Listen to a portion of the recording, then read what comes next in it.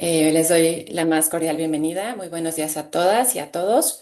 La Universidad Autónoma del Estado de Morelos, a través del Centro de Investigación Interdisciplinar para el Desarrollo Universitario y a nombre de la directora, la doctora Connie Brunhilder Sanger Pedrero, les damos la más cordial bienvenida al curso Entre la innovación y la disrupción, transformaciones de las tecnologías del aprendizaje y el conocimiento en las instituciones de educación superior. Agradecemos a quienes nos acompañan en esta sesión y a quienes tuvieron la oportunidad de acompañarnos también en la sesión del día de ayer con la conferencia magistral que dio inicio a este curso. El formulario de asistencia se va a compartir al final de la sesión mediante el chat de Zoom para que estén pendientes quienes nos acompañan.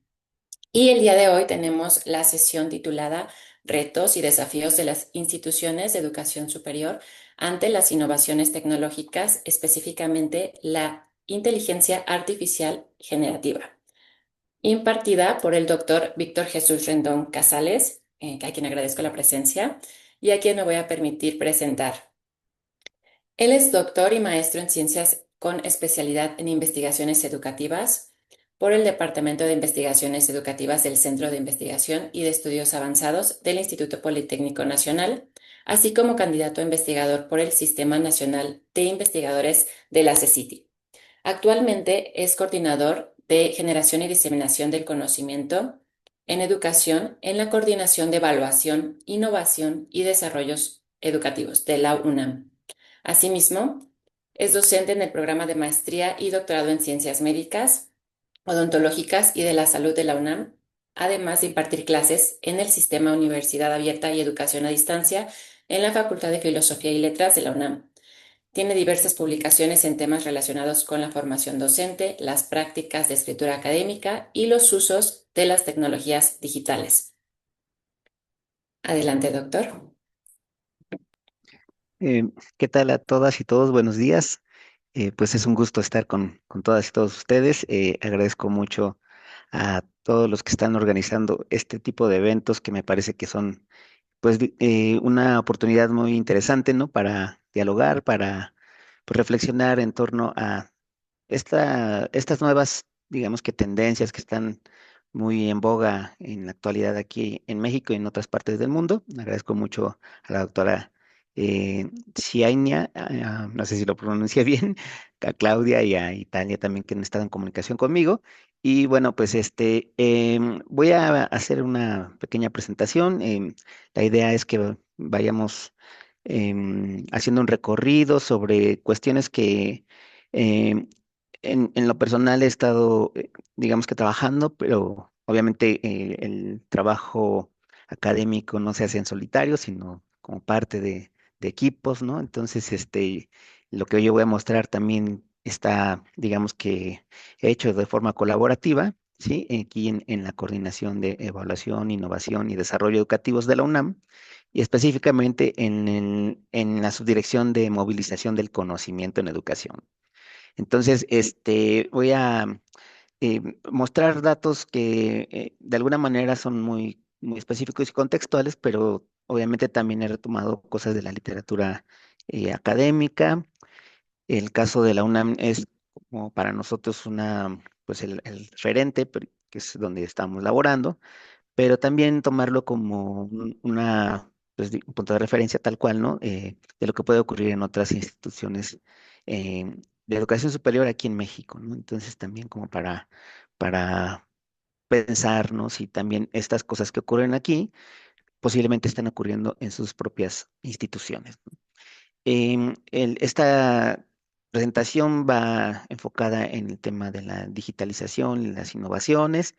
Es un tema muy, digamos que complejo, ¿no?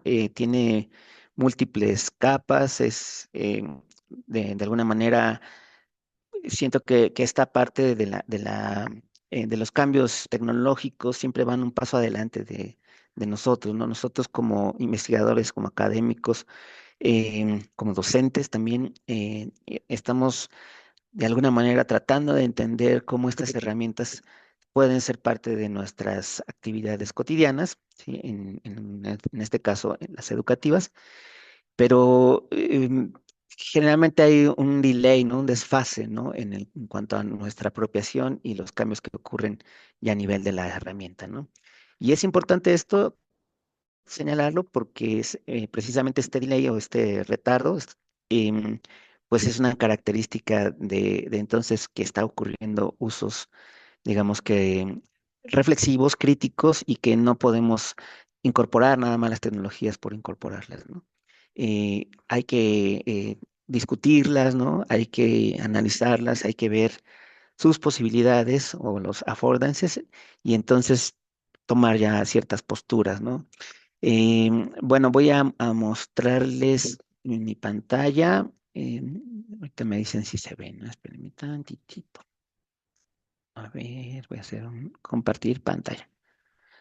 Me dicen si se ven. Sí se ve.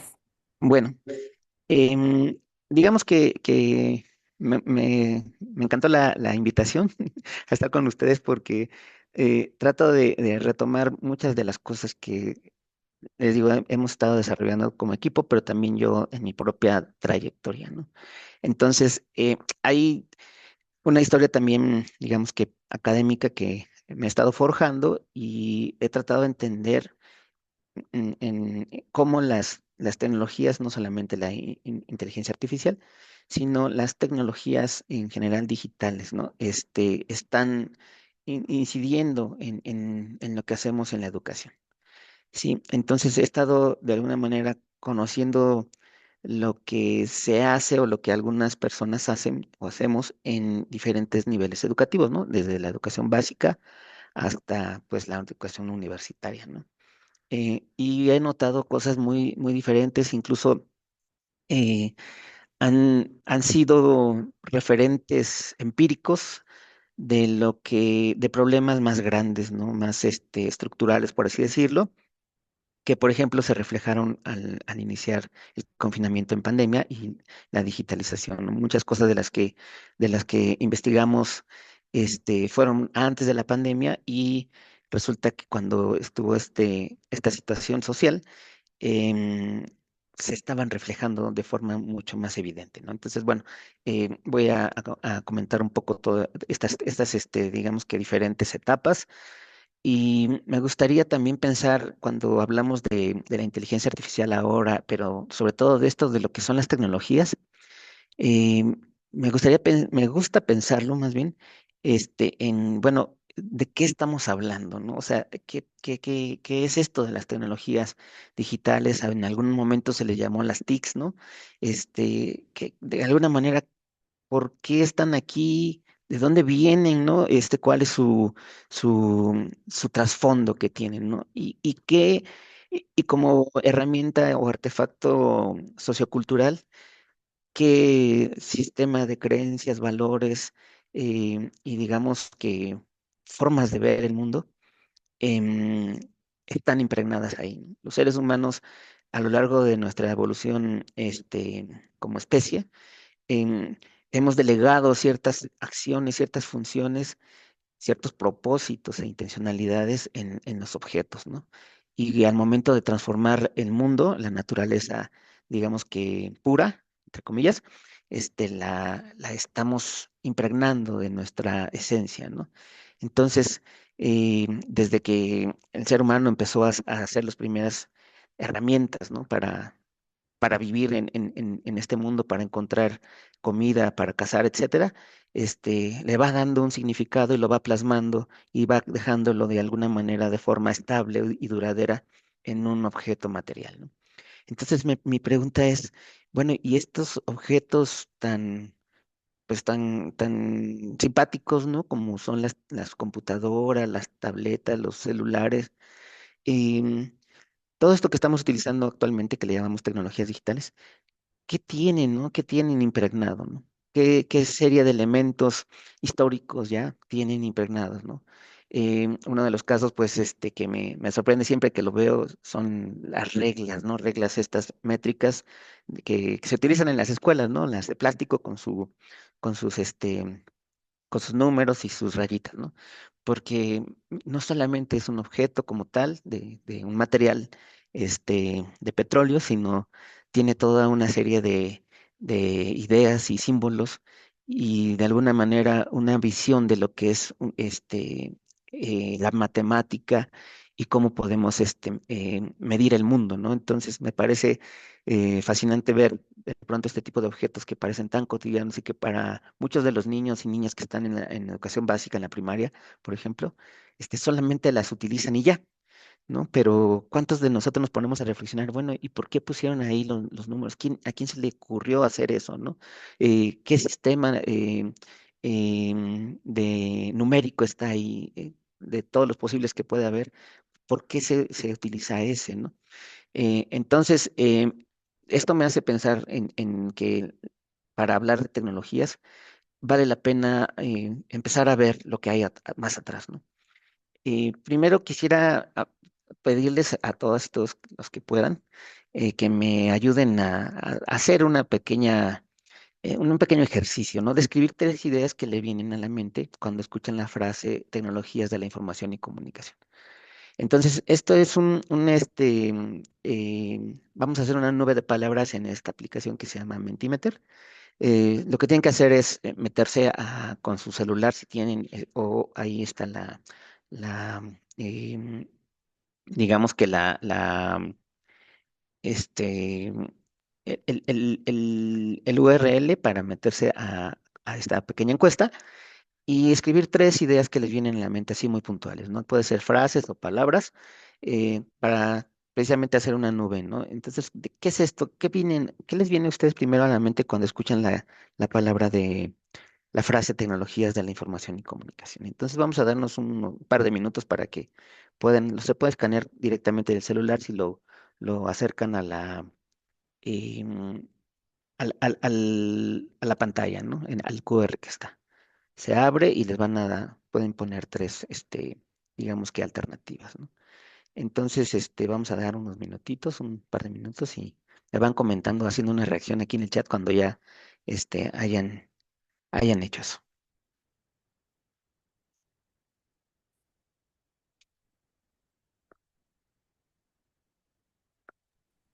Doctor, Sí.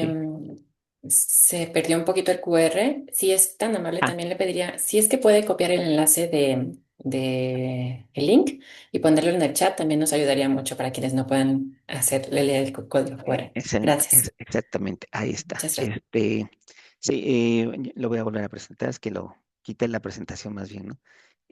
Muy bien, aquí está. em, sí me van poniendo una reacción ahí en el chat cuando ya hayan puesto sus tres ideas que vienen cuando escuchan esta frase de las tecnologías de la información y comunicación.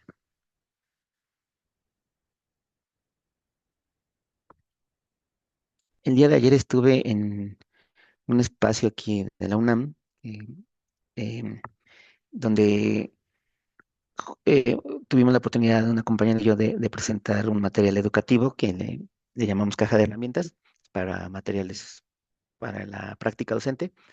Y ahí, en ese mismo auditorio, hace años, cuando estaba haciendo mi tesis de doctorado, entré a una conferencia de una doctora, Rocío Amador, y habló un poco sobre este tema que ahora vamos a abordar en las siguientes láminas.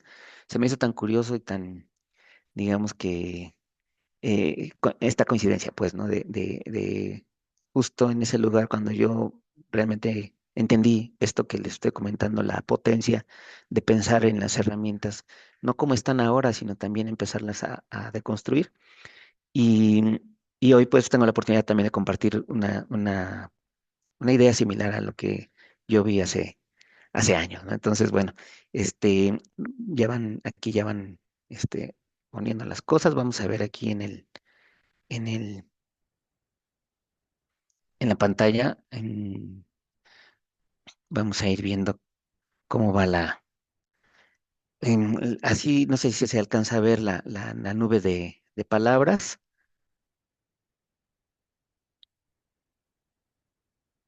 más o menos, ¿no? Sí, yo creo que sí.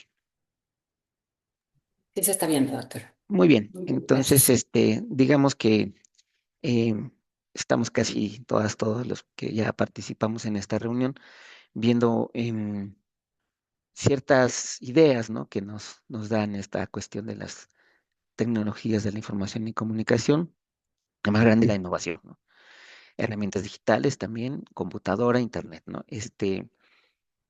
Son, digamos que la frecuencia, ¿no? Que más se repite de estas ideas. Y es importante, ¿no? Esta pequeña entrada como para ver nosotros cómo estamos entendiendo a bote pronto este tipo de herramientas, ¿no? Las herramientas de inteligencia artificial generativa también entrarían dentro de estas herramientas digitales, ¿sí?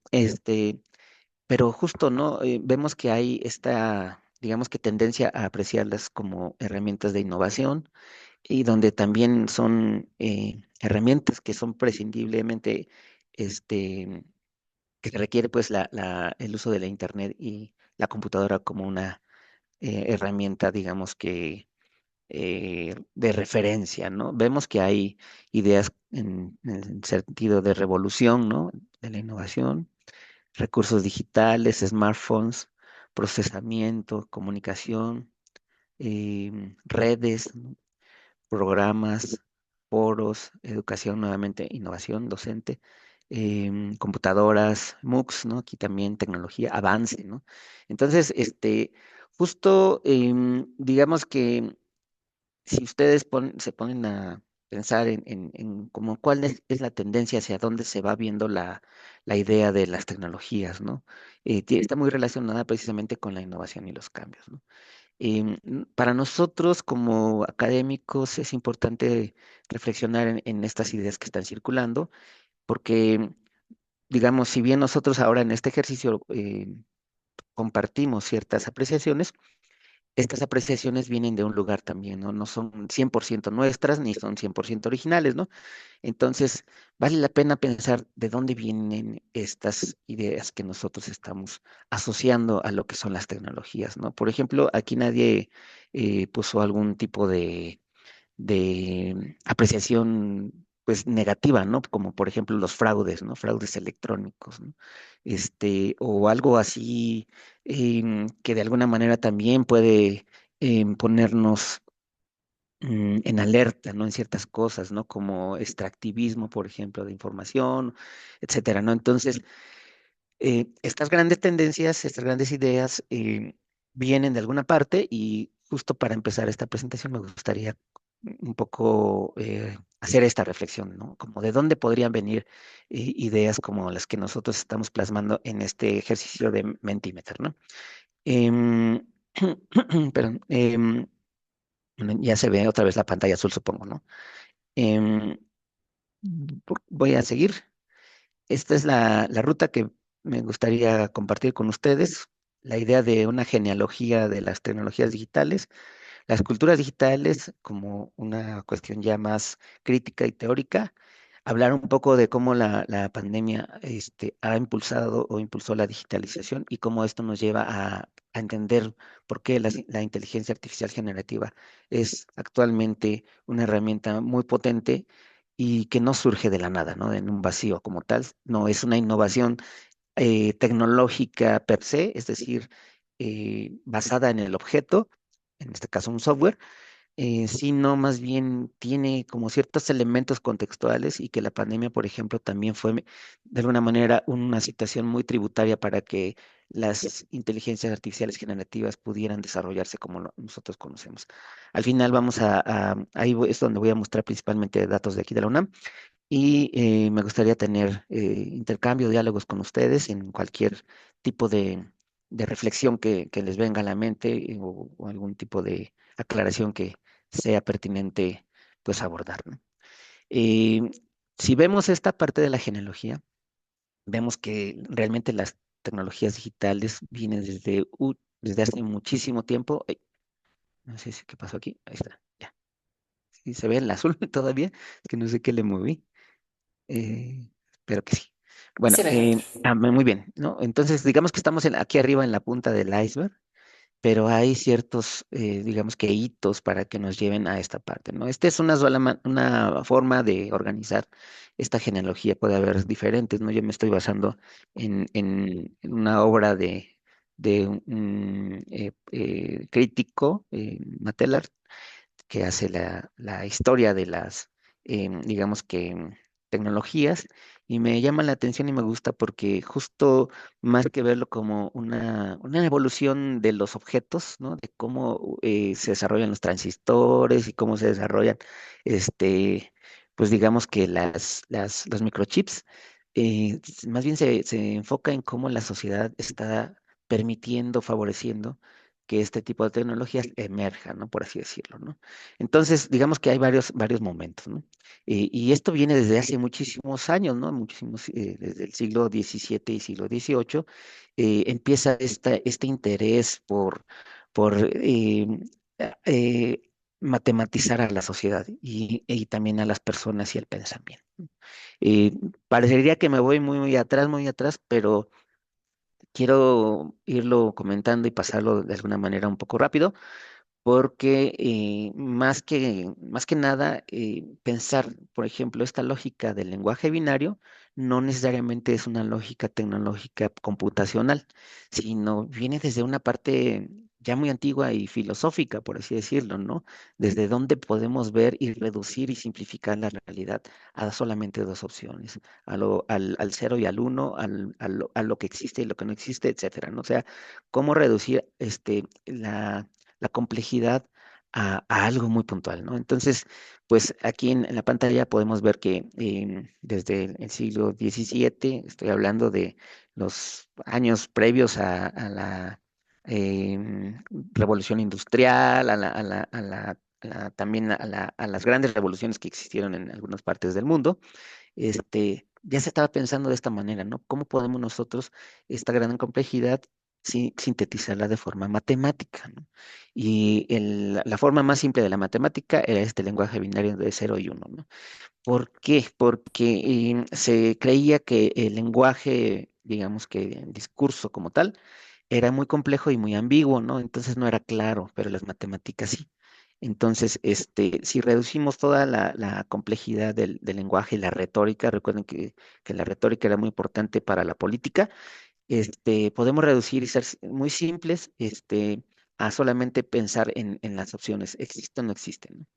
Entonces, Leibniz en Alemania, en Bacon, por ejemplo, también, hay muchos, digamos que personajes, ¿no? Que mencionan esta idea de por qué no hacemos el lenguaje comunicativo en el sentido de la comunicación cotidiana, reducirla mejor a números, ¿no? Para que sea más fácil y no haya lugar a dudas, ¿no? Por ejemplo, ¿no? Entonces, desde esa parte empieza a haber este interés por lo matemático, lo binario, la lógica. El cálculo infinitesimal, por ejemplo, surge en estos momentos, ¿no? Que esos son de las grandes, digamos que aportaciones que la inteligencia artificial va a retomar para funcionar como hasta ahora, ¿no? Hay estas grandes ideas como el cálculo ratiocinator, que era una primera máquina que podía calcular la manera de pensar, ¿no? La razón, ¿no?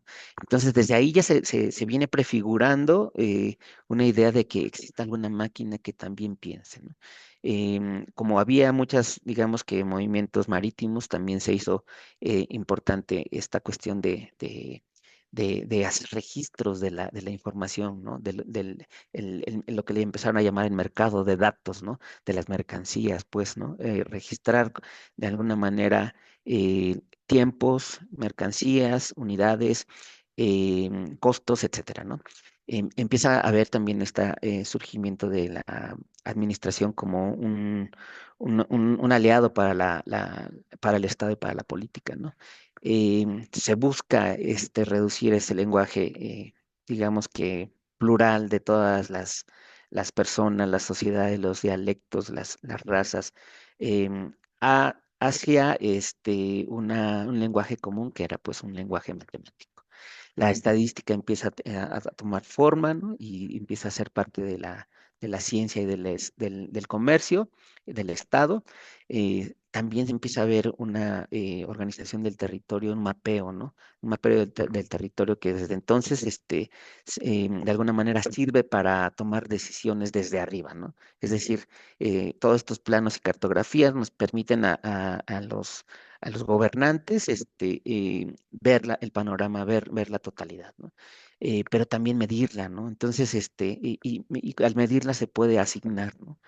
Empieza a ver esta idea de que hay normas en sentido estadístico, y la idea de que ciertos objetos muy puntuales tecnológicos se relacionan con ideas de democracia, por ejemplo, el telégrafo, ¿no?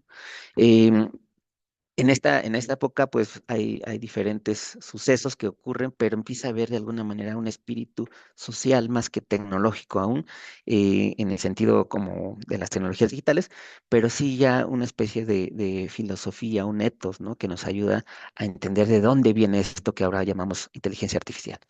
Em, perdón. Sí, en la sociedad, digamos que perdón, ahí está, en la sociedad industrial, ya en el siglo XIX y principios del siglo XX, empieza a ver también esta idea de que ahora el cuerpo también puede ser medido, ¿no? En términos de lo que hace en la fábrica, ¿no? El Taylorismo y el Fordismo son importantes porque empiezan a hacer una medición de los tiempos y los movimientos, ¿no? Y esto lo relacionan con una salida, que es la producción, ¿no? De las fábricas, ¿no? Ahí empieza a ver esta idea de que el gobierno también, más que política, tiene que ser un administrador de lo que tiene, ¿no? En los gobiernos, en los estados, ¿no? Hay analogía con la parte fisiológica, ¿no? El sistema como un organismo y que hay funciones más importantes, el cerebro, por ejemplo, la cabeza, ¿no? El cuerpo, las manos, etcétera, ¿no? Se hace la analogía entre lo que la sociedad misma es, ¿no? Como un organismo. Empieza ahí la idea del determinismo técnico, que esta idea no nos suelta hasta la actualidad, ¿no? Eh, el determinismo técnico, es decir, a mayor desarrollo tecnológico, mayor riqueza y se reducen las brechas sociales, ¿no? Esto es una cantaleta que vemos cada vez que se promueve una nueva tecnología, ¿no? Es parte de la retórica y es parte de la mercadotecnia el decir que una tecnología va a solucionar y va a promover el desarrollo de ciertas cosas, ¿no? De personas, de riqueza, de sociedades, etcétera, ¿no?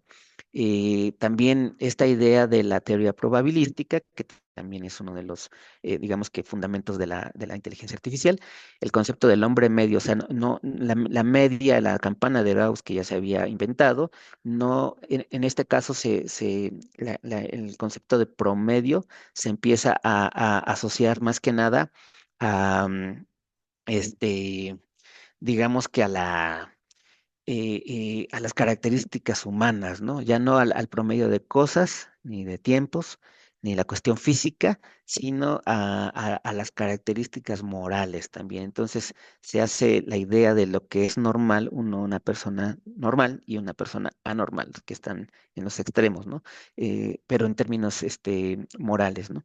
Y éticos, ¿no?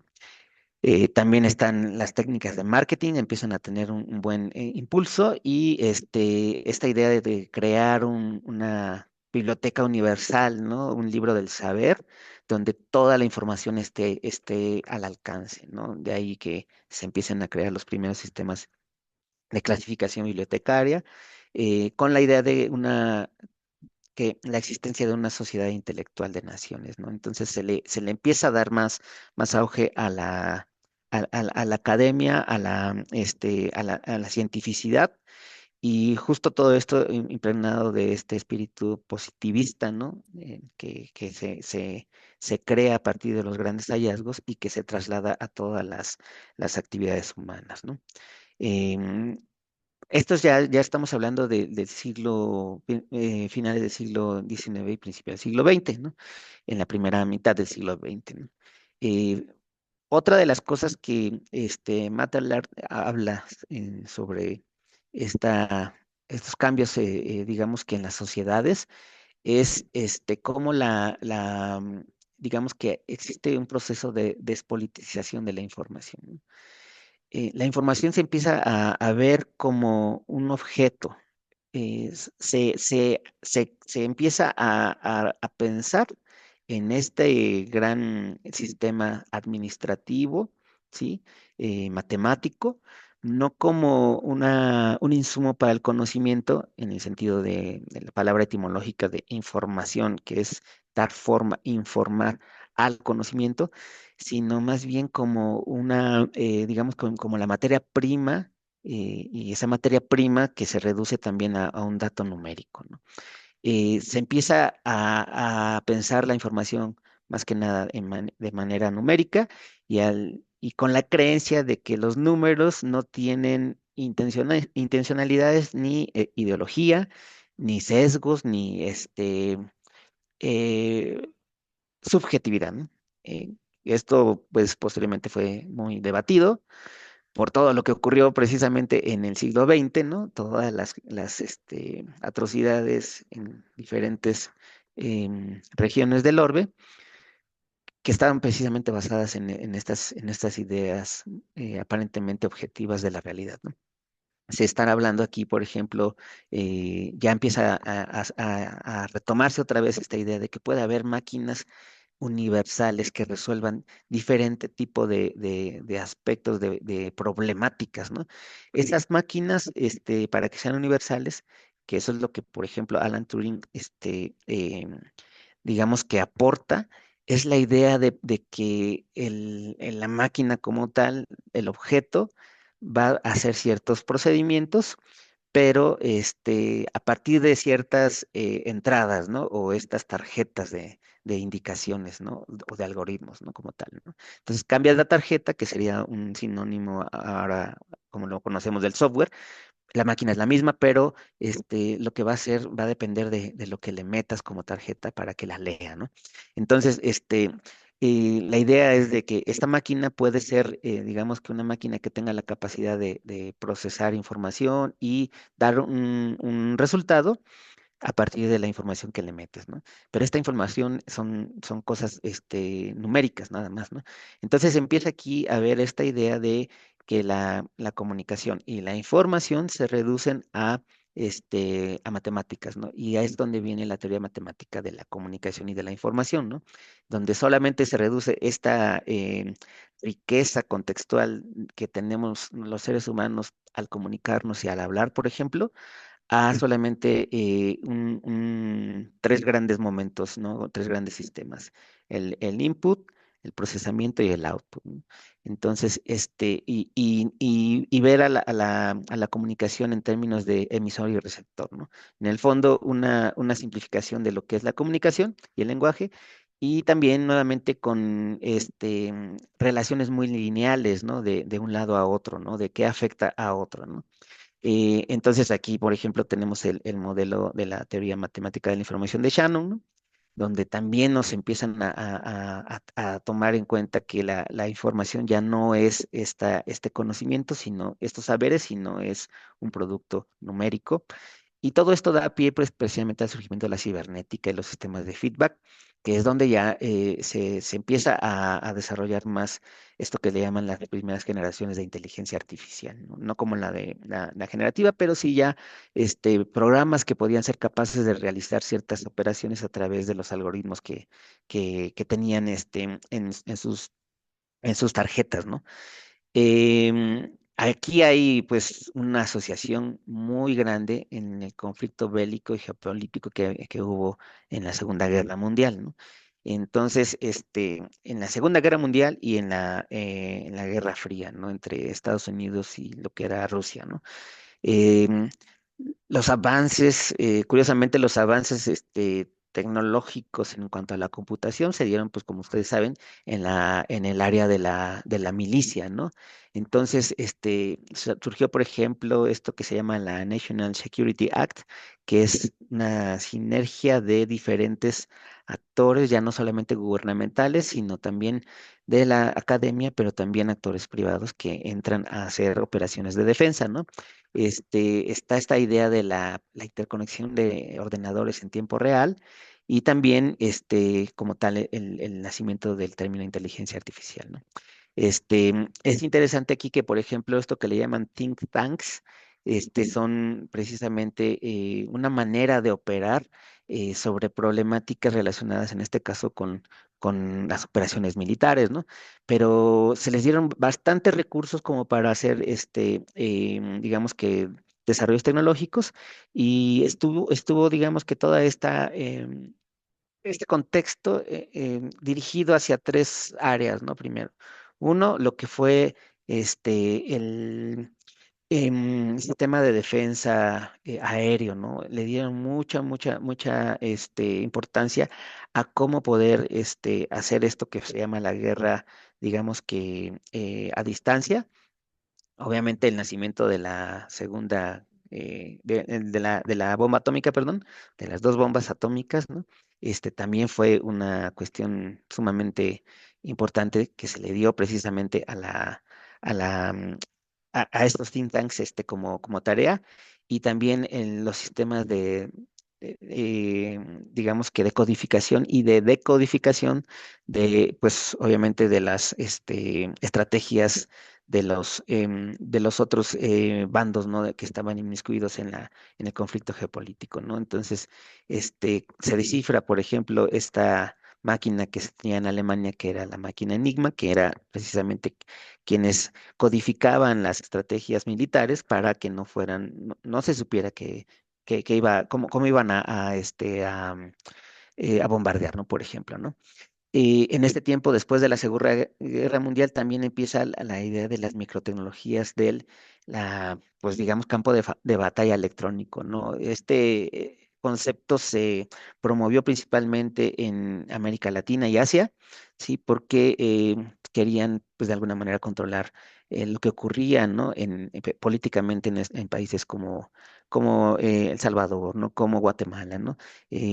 Aquí también en México, ¿no? O sea, empieza a haber tecnologías de espionaje. Entonces, o sea, la idea de las tecnologías digitales, de la información y comunicación, no necesariamente están asociadas a esta idea social de lo que creemos que es la información y tampoco a una idea comunicativa contextual, sino a una simplificación matemática, ¿no? Y finalmente, bueno, todavía hay en la parte alta del siglo XX también ya empieza a haber esta idea de la economía del conocimiento, ¿no? Entonces se empieza a ver que ya existen muchos sectores económicos que no se dedican a los sectores digamos que antiguamente en las sociedades industriales se hacían, ¿no? En manufactura, ¿no? Por ejemplo, sino más bien ya están la economía de servicios, pero sobre todo en la economía de servicios relacionados con la comunicación, ¿no? En la creación de tecnología, pero también los servicios que se daban, por ejemplo, en la radio y en la televisión, ¿no? Entonces, aquí se plantea, por ejemplo, en Matlub, Bell y Porat plantean que existe ya este fin de la ideología, ¿no? Porque ya había terminado el conflicto bélico, aparentemente ya no había una ideología predominante, entonces, ellos señalan que ya terminó esta parte de la ideología, entonces ahora solamente es la parte del conocimiento, ¿no? Pero el conocimiento nuevamente entendido como información matemática. Surge lo que es el término tecnologías de la información, se mide la producción y distribución de la información como dato, surge el concepto de brecha digital en términos de objetos tecnológicos a los cuales tiene acceso las sociedades, ¿no? O sea, ¿qué desarrollo tecnológico existe en términos de qué tantos dispositivos puede tener y de qué tipo, ¿no? Y también esto de la organización de la sociedad bajo una lógica de red. El término de brecha digital posteriormente fue muy criticado y me parece que es interesante también tomarlo en cuenta. Nosotros cuando hablamos de brecha digital a veces pensábamos que no, que efectivamente la brecha digital hay que reducirlas, no todas las brechas se tienen que reducir, perfecto, ¿no? Nadie va a estar en desacuerdo de eso, pero cuando hablamos de brecha digital en esos términos no se referían a la parte social, ¿no? De las tecnologías, sino se referían a la parte objetual, ¿no? A lo tecnológico como objeto, ¿no? Entonces, bueno, aquí dices, bueno, está bien. Entonces empieza el impulso de comprar tecnología, de importar tecnología, de exportar tecnología, etcétera, pero en términos de los objetos tecnológicos que existen y la infraestructura, ¿no? No sobre qué se hace con esos objetos y para qué, ¿no? Y mucho menos todo esto, este tipo de trasfondo que existen, ¿no? Que fueron objetos dirigidos hacia el control político, control de masas, hacia la guerra, ¿no? Entonces, no va por ahí esta idea de brecha, sino más bien solamente de infraestructura. Y surgieron mucho, fue uno de los términos más sonados, ¿no? Que entonces también podríamos nosotros poner en cuestionamiento, ¿no? Y finalmente ya en esta época lo que es el informacionalismo y la datificación social. Sí, hay ya estos planes grandes de hacer lo que son las sociedades de la información desde Japón, ¿no? Con el plan que le llaman Hakudi, ¿no? El informe Nora Mink, que también fue en Francia, con el que mencionan el surgimiento de la telemática y la infraestructura global de la información, que parte más que nada desde países como Estados Unidos, donde ya se habla como tal de la era tecnotrónica, ¿no? Em, Vamos a pensar también esto como el surgimiento de lo que es lo que se llama ahora la sociedad de la información. Eh, políticamente hablando, hablaban de las autopistas o supercarreteras de la información porque en realidad estaba muy en boga esto que la velocidad que está como que en el trasfondo de comunicarnos, ¿no? De transmitir y recibir información, ¿no? Esto se hace a partir de precisamente esta lógica matemática y numérica, ¿no? Em, Posteriormente, ya autores como Bandy y Gendel hablan de lo que es la sociedad de plataformas, ¿no? Que esto ya es más, digamos que en nuestra época, hace algunos 20, 25 años, cuando surge las primeras redes sociales como lo que es Facebook, que esta es una de las, pues digamos que vistas o primeras interfaces que la plataforma ofreció cuando recién surgió, ¿no? Entonces, empieza a haber esta interacción, ¿no? Por medio de plataformas. La web 2.0, por ejemplo, que permite ya también compartir y crear este contenido y no solamente recibir, pero a final de cuentas, lo que empieza a ocurrir en esta sociedad de plataformas es que los datos y su gestión de alguna manera se empiezan a extraer y se empiezan a, digamos que utilizar para modular algorítmicamente el comportamiento y las actitudes de las personas que estamos participando en cualquiera de estas plataformas, ¿no? Van Dijk habla sobre, en su libro de la historia de la conectividad, hace un análisis muy interesante sobre las redes sociales, ¿no? Y menciona cómo han cambiado estas redes y que estas redes, a final de cuentas, no son, digamos que, sistemas unidireccionales, sino que también interactúan con los usuarios, con nosotros y nosotras, y que hay una lucha de alguna manera por que estas redes, de alguna manera cambien en muchos aspectos, ¿no? Tanto desde el aspecto, digamos que arquitectónico de su interfaz, como de las posibles acciones que podemos utilizar, pero también en el sistema del gobierno de datos, por ejemplo, ¿no? Ha habido muchos casos en los cuales Facebook, por ejemplo, ha tenido demandas, ¿no? De información que se ha filtrado sin consentimiento, ¿no? Entonces, hay grupos de usuarios que están muy atentos y atentas a lo que las plataformas actualizan en sus términos y condiciones, ¿no? Que mucha gente ni siquiera nos tomamos digamos que a la tarea de ver qué es lo que dicen, ¿no? ¿Por qué? Porque pues surge un contrato, digamos que de aceptación de uso que es muy largo, muy extenso y muy ambiguo para nosotros en términos de lo que realmente implica, ¿no? Aceptar o no su servicio, ¿no? Bajo esta perspectiva, estas plataformas aparentemente gratuitas no son gratuitas porque están minando los datos que nosotros les proporcionamos, ¿no? Entonces, no nos cobran una suscripción, de alguna manera monetaria, pero sí lucran con nuestra información. Nuevamente la información como dato, ¿no? Y esto lo utilizan para hacer sus campañas de comerciales, por ejemplo, ¿no? En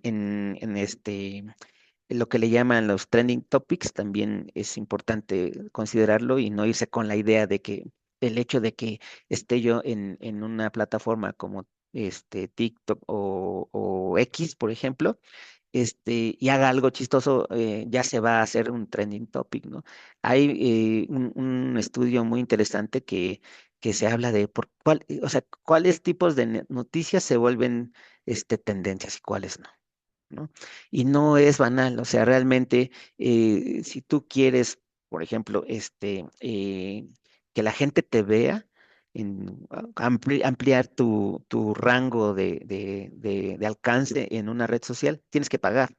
¿No? Entonces, por eso siempre los trending topics, de alguna manera tienen una gran cantidad de dinero inyectado para que eso se haga tendencia, ¿no? Entonces, viene ahí nuevamente esta idea de que si la modulación algorítmica está, de alguna manera con una lógica de mercado, nos está, llevando a creer que cierto tipo de tendencia es lo que está realmente pasando en nuestra realidad, ¿no? Y eso añádele con todas las posibles fake news que pueden ocurrir al respecto, ¿no? En una tendencia, ¿no?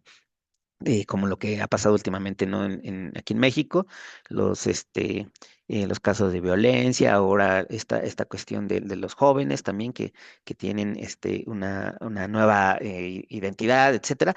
El chiste es de que a final de cuentas son comportamientos que están presentes en nuestro entorno, digamos que en red, en las plataformas, si es que nosotros tenemos acceso a eso, pero que realmente está detrás también una modulación algorítmica y una manipulación, ¿no? Y esta manipulación y modulación no surge del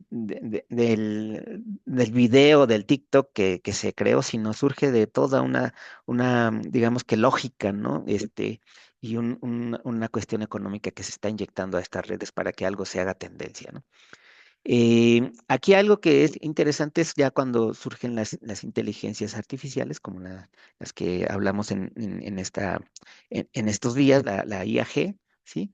Y que entonces nos empieza a poner en cuestionamiento en todas estas ideas sociológicas de si el ser humano está o no de manera simbiótica con su entorno y con las tecnologías o son elementos separados, ¿no?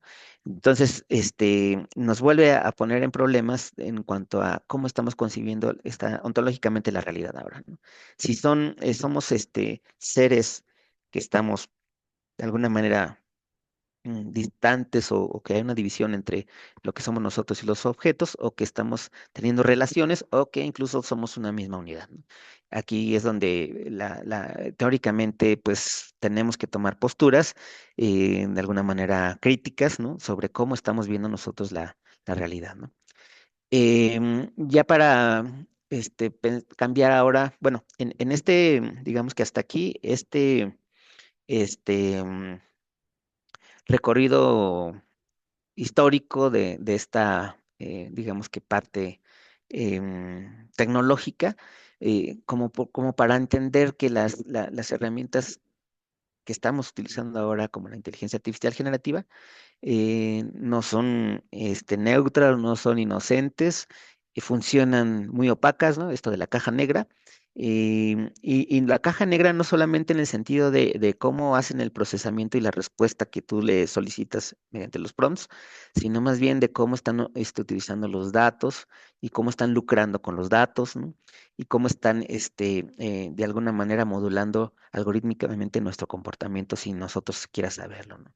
Em, em, Vamos a ver aquí, si quieren, aquí tengo unas preguntas en el chat. Dice, la última dice, analiza cómo las redes de comunicación han servido históricamente como herramienta de hegemonía, sí, al integrar modelos de lenguaje desarrollados mayoritariamente por corporaciones de cultura e idioma. anglo en nuestras comunidades educativas. Exactamente.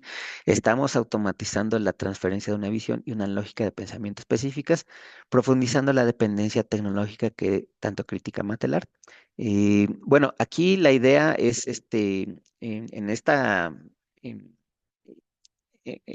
pregunta, en esta participación, comentar que Matelar en realidad está tratando de ver cuáles son los trasfondos, digamos que en términos de lo que la sociedad cambia y que esos, digamos que hitos sociales, ¿no? O socioculturales, impregnan a las tecnologías, como comentaba en un inicio, ¿no?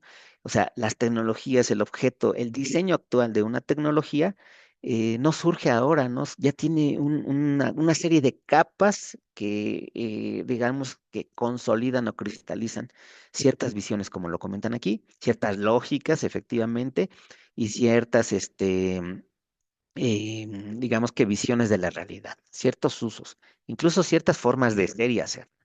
Eh, Dice aquí la pregunta, ¿qué casos pueden seguirse de iniciativas desarrolladas desde su núcleo con la visión de la cultura propia de América Latina? Aquí, bueno, precisamente una de las cosas que me di a la tarea hoy que quiero compartir es precisamente uno de los trabajos que se han hecho y que me parece bastante interesante en términos de cómo puede conceptualizar ahora esta relación y esta ontología entre lo que es los seres humanos y la digitalidad, ¿no?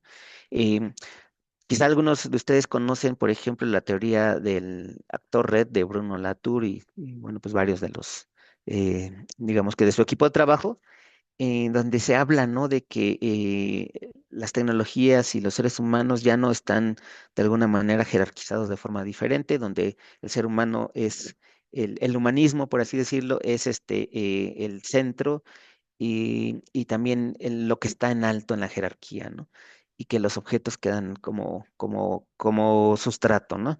Sino que Bruno Latour habla de que los objetos también tienen agencia y tienen también posibilidades de alguna manera interpelar a las personas, ¿no?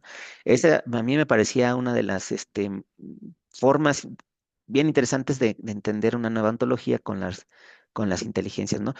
Pero ahora que vi un texto que me llamó mucho la atención y que estoy tratando de entender todavía qué aporta, ¿no? Como extra en términos de lo que es la teoría del actor Red, ¿no? Y he encontrado cosas interesantes, que es lo que ahorita voy a comentar, ¿no? Y está desarrollado precisamente aquí en esta región del mundo, ¿no? Vamos a cambiar un poquito ahora, desde ahora a una visión ya más crítica, ¿no? Si bien tenemos que el sustrato, las lógicas de las herramientas digitales que actualmente usamos, traen toda una serie de trasfondos desde el siglo XVII. Ahora vamos a ver también una manera diferente de cómo nosotros podemos también relacionarnos con esto, ¿no? Y una de estas maneras es entender lo que son las culturas digitales, ¿no? Ya no necesariamente como tecnologías digitales, sino ahora pensar en lo que son las culturas, ¿no? En las prácticas, en los participantes, en las voces, en los contextos, ¿no? Que esto es lo que en la teoría aquí, digamos que nosotros como equipo empleamos, nos ha permitido ver cosas muy diferentes y no solamente pensar en la tecnología como la innovación tecnológica en términos de la innovación del objeto, sino más bien pensar en qué tanto está, digamos que cambiando o evolucionando, por así decirlo, las prácticas y las culturas, ¿no? ¿Qué tanto estamos nosotros al utilizar la IA? ¿Estamos realmente tratando de hacer algo muy potente como posibilidad, o estamos repitiendo las mismas prácticas como por ejemplo el plagio, ¿no? Que en términos técnicos, este, no se disfraza un poquito más, ¿no? En estos días que yo, por ejemplo, he estado evaluando a mis estudiantes, he notado cómo hay quienes recurren a la IA, pero lo hacen de forma muy acrítica y entonces, como apenas iniciamos el semestre, es un momento propicio para nosotros hacer una reflexión en torno a cómo podemos utilizarlas para potencializar y no para, digamos que reproducir las prácticas que ya estábamos haciendo desde antes, ¿no? Como el copy-paste, ¿no? Me parece que es bien importante si nosotros consideramos esta idea de culturas, y lo pongo en amarillito, lo plural, porque no es una sola sociedad ni una sola cultura, ¿no? Como vimos en esta genealogía de lo que son las TICs, ¿no? No es una sola, no importa llegar a un estándar único, una sola sociedad, que justo también cuando estaba revisando a qué le llamaban la sociedad del conocimiento, y si ustedes ven los documentos de política de México en sus diferentes planes de desarrollo, en planes sectoriales como la educación o en los programas tecnológicos, no se sabe si la sociedad del conocimiento es una a la que a veces se piensa como que México está ya rumbo a la sociedad del conocimiento, pero no sabemos cuál es esa sociedad, dónde está, quién es ese referente, o ya estamos dentro de esa sociedad, ¿no? Y si México es una sociedad de conocimiento o no. Entonces, pero se habla como de la sociedad del conocimiento de forma muy, unívoca, ¿no? La idea de las culturas digitales es precisamente retomar un enfoque más diverso y plural, donde, por ejemplo, la parte más antropológica entra en juego, ¿no? Aquí, por ejemplo, hay ideas muy potentes que nosotros hemos recuperado, como es situar las tecnologías en su contexto. Ver las brechas no en términos de el acceso a objetos, sino qué tanto tenemos acceso a prácticas digitales, ¿no? Eso le gira realmente la explicación, ¿no? Porque muchos podemos tener un celular de gama alta, ¿no? De cualquier marca que ustedes quieran, pero podemos seguir haciendo las mismas prácticas pues que los hacíamos, como digo, antes de lo digital, ¿no? O sea, no le estamos realmente, no estamos aprendiendo algo muy diferente ni haciendo algo muy diferente, ¿no? Entonces la idea es, ¿por qué no tenemos mejor acceso a prácticas digitales diferentes, en este caso innovadoras, ¿no? Como se mencionaba aquí en esta clase, ¿no? O sea, prácticas disruptivas, prácticas que piensen en cosas de rediseño, no en repetir, sino en rediseñar lo que existe, ¿no? Rediseñar, me refiero a rediseñar las relaciones que tenemos en el aula, a rediseñar las relaciones que tenemos en las comunidades con nuestros familiares, rediseñar nosotros y nosotras como seres humanos que estamos en espacios de encuentro, rediseñar actividades, rediseñar una lógica diferente de ver la educación, ¿no? Em, por ejemplo, los materiales que hace láser muchas veces pueden parecer muy, acartonados, ¿no? Incluso en uno de los, en alguna vez, en una ocasión encontré un texto que le llamaba los interactivos, ¿no? Y al leer ese texto decía, bueno, ¿por qué son interactivos? Pues porque están basados en el enter, ¿no?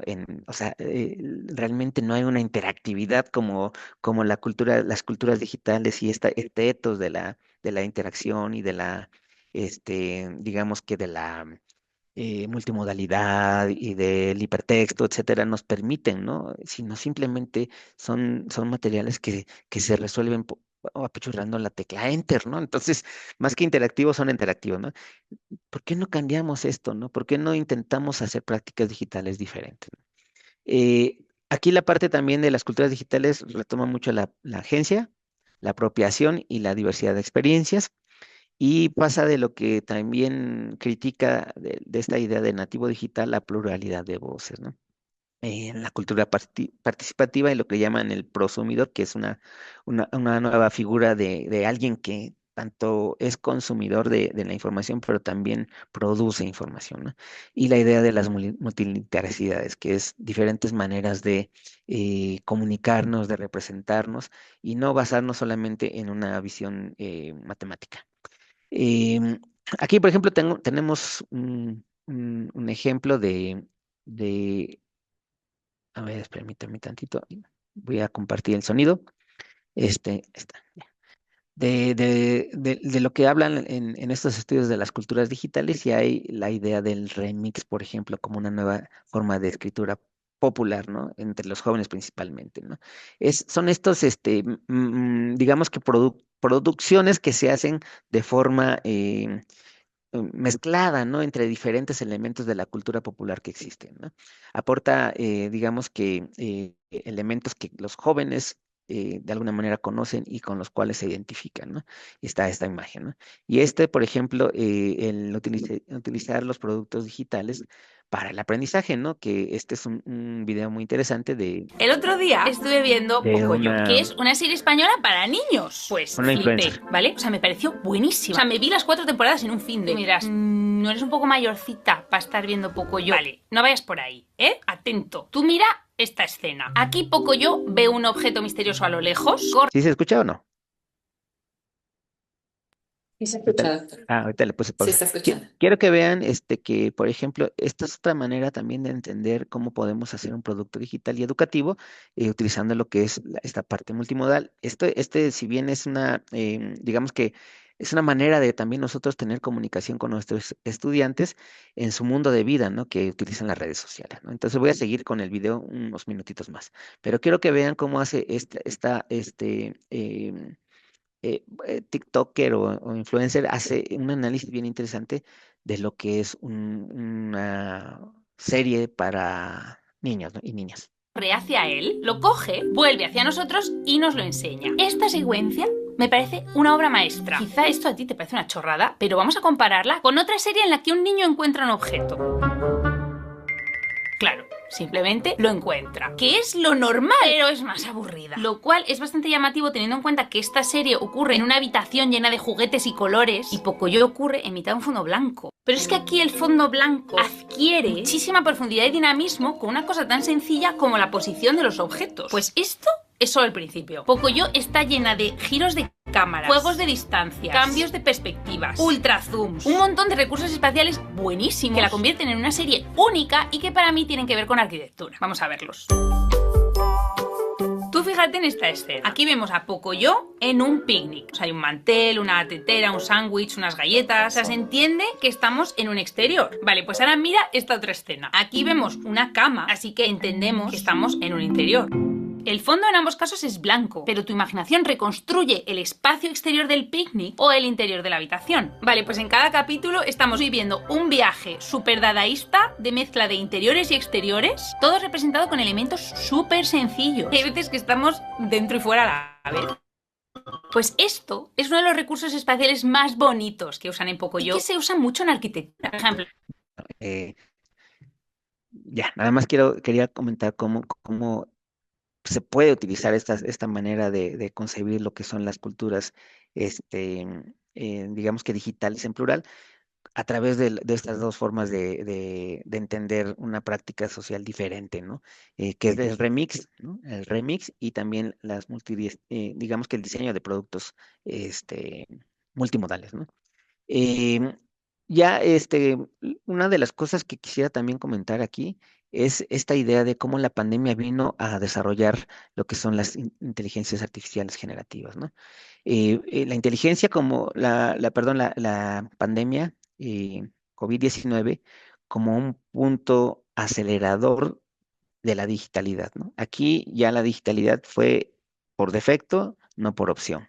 Es decir, si queríamos seguir realizando nuestras actividades cotidianas como trabajar o la escuela, estamos hablando de un sistema educativo gigantesco aquí en México, se tenía que hacer y recurrir necesariamente a lo digital, ¿no? Entonces, aquí vemos que la pandemia provocó esto, ¿no? Digamos que se fusionaron el Estado y el mercado a través de ciertas interfaces. Esto ya venía ocurriendo, pero ahora fue total, ¿no? Y digamos que global también, ¿no? El Estado, para que siguiera haciendo sus actividades, necesitó forzosamente de servidores y de interfaces como lo que son el Zoom, ¿no? Eh, sin saber también qué pasaba con estos datos, esta información que se ofrecía al utilizar estos recursos. La minería de datos fue y sigue siendo la principal riqueza, por eso se le llama minería, ¿no? Porque la riqueza ya no es el oro como un elemento físico, sino más bien los datos como la parte informativa, ¿no? Bueno, hay un incremento exponencial de la datificación social en múltiples maneras Hay también la plataformización de sectores públicos. Aquí ya todos los sectores públicos se empiezan a hacer en línea, todas los trámites, por ejemplo. Prácticas híbridas también que ocurrieron hay quienes le llaman, por ejemplo, Inés Duce le llamó la domesticación de la escuela, o otros, en una investigación que nosotros hicimos aquí en la UNAM se le nombró como el aprendizaje basado en el hogar, ¿no? Em, y la biopolítica digital, porque empezó a haber mucho registro de lo que son estas huellas digitales, ¿no? El detector de rostros, ¿no? Empezó a haber digamos que biometría también, ¿no? Em, voy a poner nada más como ejemplos de cuestiones relacionadas con la pandemia, ¿no? Sobre la experiencia que el profesorado aquí en la UNAM, por ejemplo, había tenido sobre, digamos que educación a distancia o educación digital, por así decirlo, ¿no? Y vemos que en un estudio que hicimos en el 2021, cuando recién estaba la pandemia, realmente pues había poco, la mitad, a lo mucho, había también tenido algún curso. Y como estudiante, pues solamente los profesores de bachillerato tenían más experiencia, pero de ahí en fuera, como desarrollador de contenidos, pues casi era, pues digamos que un tercio, ¿no? De la población de la UNAM, bueno, no de la UNAM, de este estudio, perdón, que participó en esta encuesta, de los que no habían desarrollado realmente, más de dos tercios no había desarrollado algún contenido no digital, ni mucho menos un curso, y también administrando alguna plataforma, digamos que de estos que le llaman los MOOCs o perdón, los Moodles, o en su momento me parecía que había pues el que es el Google Classroom también, ¿no? Eh, Otra de las cosas que vemos en cuanto a la digitalización es del tipo de dispositivos que empleaban profesores y estudiantes durante la pandemia, ¿no? La mayoría tenía laptops, seguía el celular, las computadoras de escritorio y las tablets, ¿no? Esto realmente se relaciona también con los estudios del INEGI. INEGI sigue mencionando que eh, digamos que hay una tendencia entre las personas universitarias a tener mayores dispositivos como laptop, pero entre los jóvenes el dispositivo que más utilizan es el celular, ¿no? Entonces también podemos tomarlo en cuenta como para ver si nosotros queremos hacer educación con tecnologías, y digamos que estas dos herramientas son las que son más frecuentes en su uso, ¿no? Em, pero esto es cuantitativamente, pero ¿qué pasa cualitativamente, no? Durante digamos que periodo también aquí en la UNAM hicimos una investigación sobre ver, pues, cuáles eran las experiencias, ¿no? Está bien que tengas dispositivos, está bien que tengas cierto conocimiento, pero ¿qué pasó realmente en lo cualitativo, ¿no? Entonces, este es un testimonio de un profesor que hicimos una especie de galería de narrativas visuales donde ponían la experiencia, una de las experiencias que más le marcaran, ¿no? Y este profe de aquí de la UNAM menciona que la etapa de rendición fue fundamental cuando se rinde alguien, ¿no? Enfrentar la cámara, micrófono y fondo negro de la pantalla y aceptar que las cosas ahora son así. Ha sido un aprendizaje que valoro mucho, ya que me llevó a la reflexión, a la búsqueda de nuevos referentes de interacción con el proceso del aprendizaje de mis alumnos, ¿no? Entonces, esta foto es una captura de pantalla de su computadora. Este profesor se da cuenta que sus clases en ese momento eran así. A muchos les incomodaba el dar clases así, si bien estamos pensando que pueden tener laptops o celulares, por ejemplo, durante la pandemia. Esa es una cosa muy diferente a tener la pantalla, la cámara apagada, ¿no? Entonces, el fenómeno de la cámara apagada fue investigado de diferentes formas, tanto como desde rechazo de los alumnos para, pues para estar ahí. Hay quienes decían que apagaban la cámara y realmente no estaban en la clase, pero hay quienes tampoco, de alguna manera, se sentían a gusto de que vieran sus espacios de su hogar, ¿no? Por ejemplo, ¿no? Hay quienes incluso estaban en condiciones donde estaban cerca de la licuadora o de la cocina, y entonces, para que no se escuchara y se viera todo el ruido que estaba alrededor, preferían apagar el micrófono y la cámara, ¿no? Entonces, este fenómeno de la cámara apagada y de la pantalla así en negro es bien interesante entender, ¿no? Que no solamente tiene que ver con el dispositivo, sino con las prácticas y las condiciones sociales que existían, ¿no? Volvemos a la idea de las prácticas y culturas, ¿no? Y este maestro, en lugar de ponerse a la defensiva y decir, es que les voy a exigir a que todo el mundo prenda la cámara para ver si están ahí, él se hace una reflexión diferente, ¿no? Él piensa que pues que tiene que aceptar que así son las cosas ahora y que tiene que aprender de eso, ¿no? Y que entonces también tiene que ver nuevos referentes de interacción. Ese es algo muy distinto a exigir que me prendan la cámara, ¿no? El profesor entendía de alguna manera que no todos podían tener la cámara encendida por diversas razones, pero si no está la cámara encendida para ver la presencialidad, entre comillas, cómo hago otra manera de interactuar, ¿no? Y me parece que esto es una de las reflexiones más importantes, ¿no? Hay que pensar que la presencia no es vernos cara a cara con una cámara o directamente. La presencia es interactuar, ¿no? Participar. Entonces, el profesor se piensa en este pequeño ejemplo toma como referente eso, ¿no? ¿Cómo puedo hacer nuevas cosas? Y en ese sentido, volvemos a la parte de innovación y a la parte de la transformación de prácticas, ¿no? ¿Cómo nosotros con unas tecnologías, con ciertas capacidades, podemos hacer, ¿no? prácticas diferentes? ¿Cómo podemos acceder a prácticas distintas y no andar repitiendo la misma lógica de lo presencial, pero ahora en el Zoom, ¿no?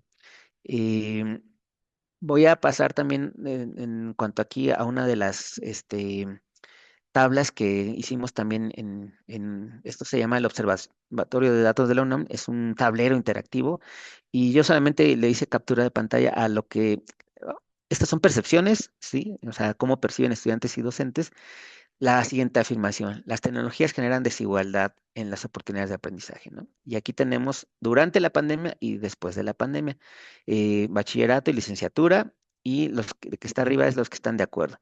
Entonces, lo que me llama la atención a mí aquí es que durante la pandemia, muchos de los estudiantes, por ejemplo, sí creían, estaban de acuerdo que las tecnologías generan en su aprendizaje todavía no estaban de alguna manera tan inmersos en la digitalización de la educación, ¿no?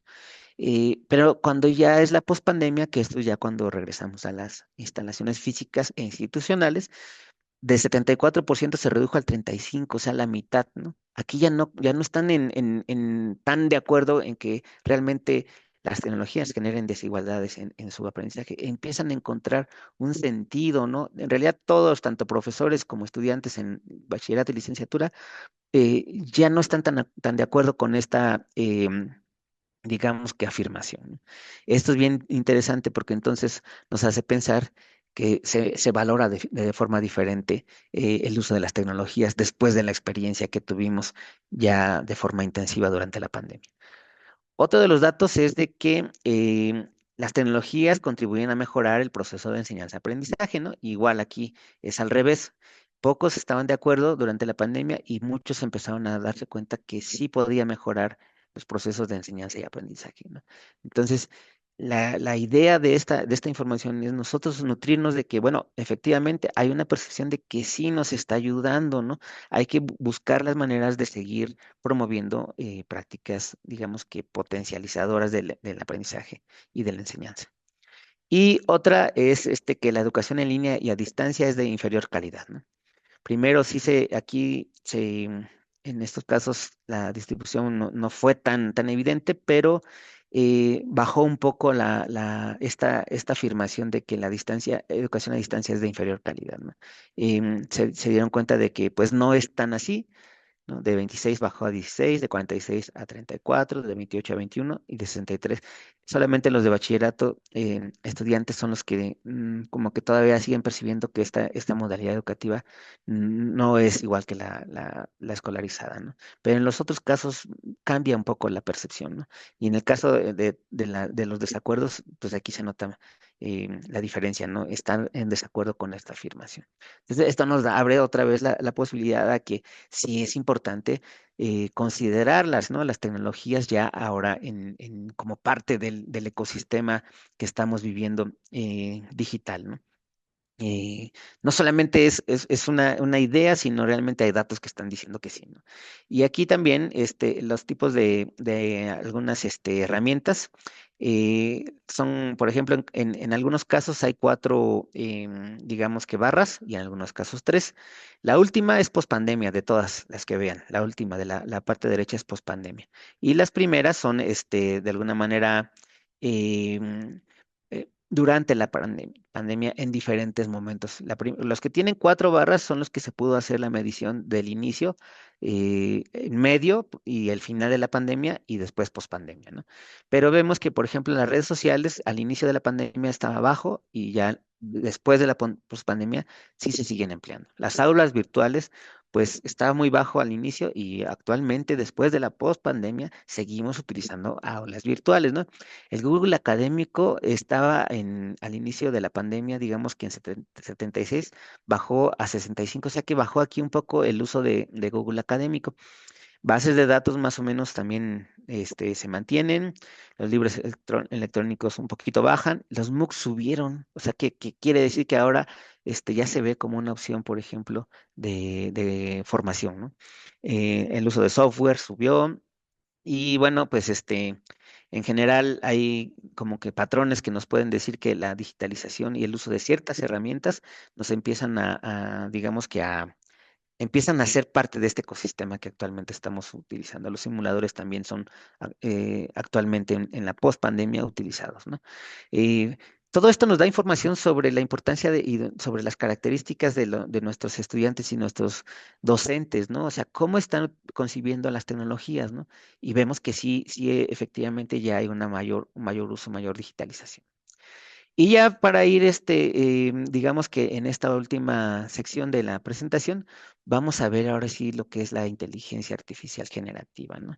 Y esta idea de la antropocíntesis social que les comentaba, que está propuesta por Liliana Martínez, ¿no? Santiago, que son investigadores de aquí de Flaxo, México, ¿no? Me llamó mucho la atención este concepto y lo estoy todavía reflexionando.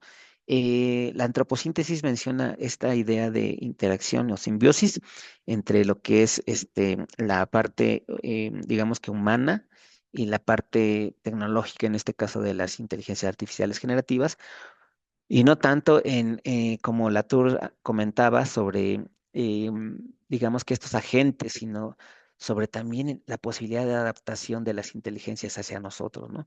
La posibilidad de adaptar el algoritmo hacia quien usa, ¿no? Entonces, por eso se menciona que puede haber esto que le llama la antropocíntesis social, ¿no? Me parece algo muy interesante. Habla de esta interacción profunda y una nueva, digamos que norma, ¿no? Que surge, normas implícitas, sí, generalmente que surgen entre la relación entre humanos e inteligencia artificial generativa, y esta idea de que la tecnología tiene ya la capacidad de actuar, ¿no? Y de ajustarse sus parámetros, que eso es algo diferente que en lo que eh, ciertas tecnologías hacían antes. O sea, el software estaba ahí, pero no cambiaba el software sus parámetros, solamente hacía el procesamiento de información, por ejemplo, el Excel, ¿no? Aquí ya los parámetros cambian de acuerdo a la interacción que le pones, al tipo de prompts, al tipo de fuentes que a veces se le agregan, ¿no? Al chat para que haga su respuesta. Em, y también a esta capacidad de decir, no está bien lo que tú me estás mostrando, ¿no? En ese sentido, más que me parece que el uso de inteligencia artificial requiere de esta supervisión humana, pero requiere de una supervisión humana que ya sepa de eso, ¿no? O sea, la inteligencia experta es de la persona humana que tiene la capacidad de decir que eso no está bien, ¿no? Que corregir a la máquina, ¿no? Entonces, y siempre la idea de suspicacia, ¿no? De sospechar que si esta respuesta no está bien, ¿no? Depende para qué la vamos a utilizar. Si vamos a utilizarla para hacer un paper, hacer un análisis, una tarea académica, tiene que estar mucho la supervisión y la sospecha y la interacción profunda, ¿no? Si vamos a utilizarla para algo muy, muy puntual que solamente quiero medio informarme y que yo sé que no va a trascender en mi vida ni en la vida de alguien más, este, podemos empezar con las primeras respuestas, ¿no? Que a lo mejor también no son las adecuadas, pero no importa mucho en realidad, ¿no? La idea del cyborg y la hibridación, el colonialismo de datos, que ya lo comentaban hace un rato, es el dilema, ¿no? De quién son los datos, ¿no? Y quién está apropiándose de los datos versus la autonomía universitaria. Y esto importante que hemos también visto aquí como parte del equipo de investigación, la subversión del ciclo de políticas y la velocidad de cambio, o sea, de la formación de políticas. Y hemos hecho análisis de cómo se están desarrollando o diseñando las políticas en términos del IAG y ya no llevan digamos que el ciclo tradicional o clásico que muchos mencionaban, porque precisamente hay una gran velocidad de cambio constante de la IAG, ¿no? Esto de que también las grandes empresas tecnológicas ahora también ya son partícipes de la agenda educativa y de la agenda pública, ¿no? Entonces, también estas grandes empresas, de alguna manera, son agentes de política, ¿no? Y la idea de que si en vez de para estar en la sociedad de conocimiento estamos también cayendo en el riesgo de llegar a la sociedad de la delegación, o sea, de delegar la agencia a la IA. Esto hablando otra vez nuevamente en cosas como el copy-paste de la que muchos estudiantes hacen, ¿no? En lugar de realmente conocer y aprender, pues se le delega la acción a la IA y la IA lo hace, ¿no? Y obviamente esto de la opacidad algorítmica, no sabemos cómo funciona en el fondo el procesamiento algorítmico y versus la rigurosidad y la transparencia académica que se requiere, por ejemplo, al investigar y al dar clases, ¿no? Entonces, tenemos dilemas muy interesantes, desafíos muy importantes y creo que nosotros tenemos que tomar posturas, ¿no? Ya voy a ir cerrando. Nada más quiero que mostrar también algunos, digamos que, datos que tenemos sobre lo que es eh, el uso de inteligencia artificial generativa aquí en la UNAM en nuestra población, ¿no? Les dije desde un inicio que, bueno, que está contextualizada esto, ¿no? No quiero decir que esto sea lo único, pero puede ser un referente. Pero, por ejemplo, aquí cuando se les preguntó a profesores sobre las herramientas que identificaban, ya sea porque las emplearon o solamente que las identificaran, pues ChatGPT es la herramienta, ¿no? Nuevamente, esto estamos hablando de que esta encuesta fue lanzada a finales del 2024 y esta publicación está ya en el 2025. Pero ChatGPT en ese año fue realmente el sinónimo, ¿no? de inteligencia artificial.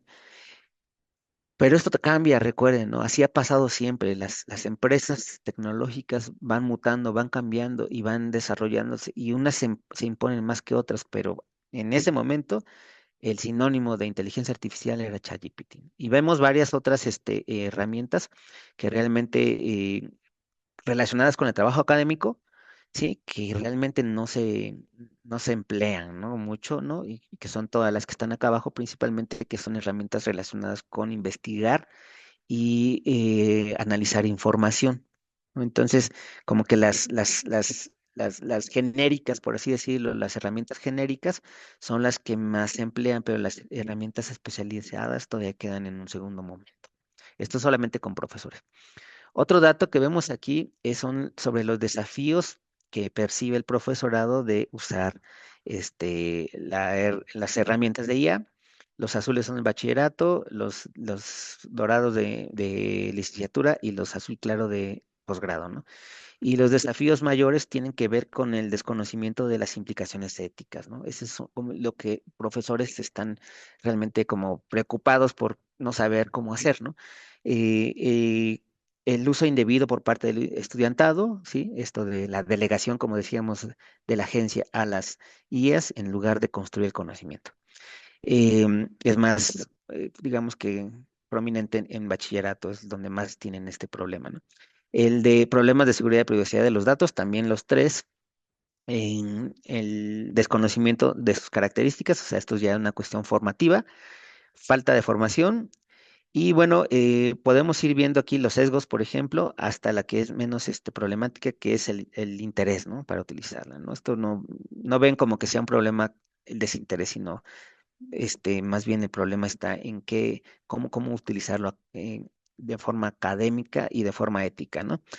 Eh, Cuando contrastamos esta información con los estudiantes, esta cuestión de lo ético está muy bajo.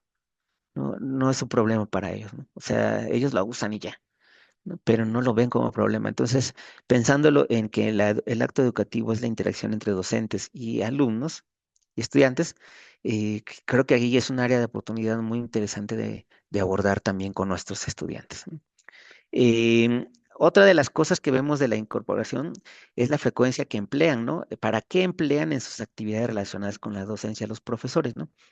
Y aquí, por ejemplo, vemos que el siempre, ¿no? Y de bachillerato, licenciatura y especialidad, ¿no? La primera es siempre, ¿no? O sea, siempre utilizo las herramientas para obtener información, va de mayor a menor y vemos que en casi todos los casos se utiliza, es curioso que estemos utilizando a la IA como buscador, ¿no? Un sinónimo de motor de búsqueda, ¿no? Más que de generador de algo, ¿no? Eh, es curioso porque también no todas las IAs realmente están diseñadas o especializadas en buscar información, mucho menos académica, ¿no? O sea, la información académica, ustedes saben, tiene que tener un cierto rigor académico, ¿no? De preferencia tener, estar arbitrada, ¿no? Pero la inteligencia artificial no siempre nos da este tipo de documentos. Sin embargo, muchos profesores están retomando el uso de inteligencia artificial para buscar información. Habría que ver cualitativamente hasta qué usan, qué tipo de información están obteniendo y para qué.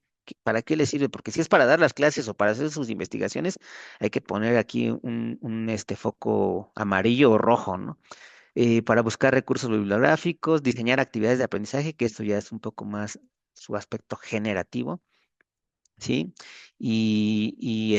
Pero a final de cuentas son pocos, ¿no? Y como podemos ver, calificar a mis estudiantes son muy pocos realmente, y qué bueno que no calificamos nada más con la IA. Quizá alguna parte interesante de aquí es diseñar instrumentos de evaluación, que es diferente que calificarlo, ¿no? O sea, te ayuda a diseñarlos, sí, pero no hace la calificación por sí misma, ¿no? Y bueno, pues como les comentaba, esta idea de la subversión del ciclo de políticas, de pasar una linealidad de la evaluación, el diseño y la implementación a digamos que, rutas mucho más azarosas. Y aquí en la UNAM, por ejemplo, nosotros hicimos una investigación sobre cómo se está implementando este diseño de políticas y realmente comparamos lo que fue la Universidad Iberoamericana, el Tecnológico Monterrey y la UNAM, y los tres tienen en común de que están desfasados y llevan, digamos que, una respuesta reactiva, ¿no? Reactiva a la problemática. Aquí la problemática todavía no está clara, ¿no? No es el diseño de políticas en torno a la IAG en educación, no tenemos una problemática ya definida, porque está cambiando todo el tiempo, ¿no? Las opciones, los procedimientos, las implicaciones, los nuevos hallazgos, las opacidades, etcétera, no hemos podido entender el problema todavía, ¿no? Entonces, pero tampoco nos podemos quedar esperando 10 años a tratar de entender un problema, sino que vamos reaccionando, ¿no? En este sentido, digamos que la línea, el eje que está más marcado es el eje de la, de la problemática y de digamos que el hilo, ¿no? Y ya los dos ejes son tanto el eje de la política como tal y de las políticas, ¿no? O sea, como agenda, ¿no? Entonces, va de forma muy azarosa, como ustedes se pueden dar cuenta. No existe diseño de políticas como tradicionalmente se hacían, mucho menos aquí en la educación superior.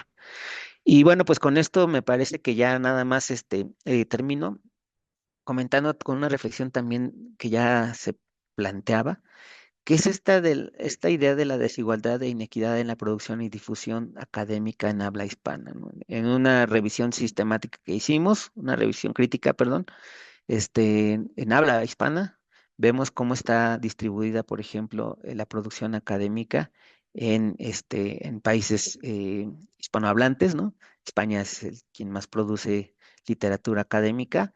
Después sigue México. Ecuador produce bastante, cosas que no habíamos visto. Esto fue en el del año 2022 al 2024, ¿no? Entonces, hay producción, pero si lo comparamos esto con la producción que existe en habla no hispana, principalmente en habla inglesa, no es nada, ¿no? No es nada. Y esto, para hacer una revisión crítica como esta que nosotros realizamos, requirió muchísimo trabajo, muchísimo esfuerzo de recuperar las fuentes. No, no se pueden recuperar, por ejemplo, de Scopus.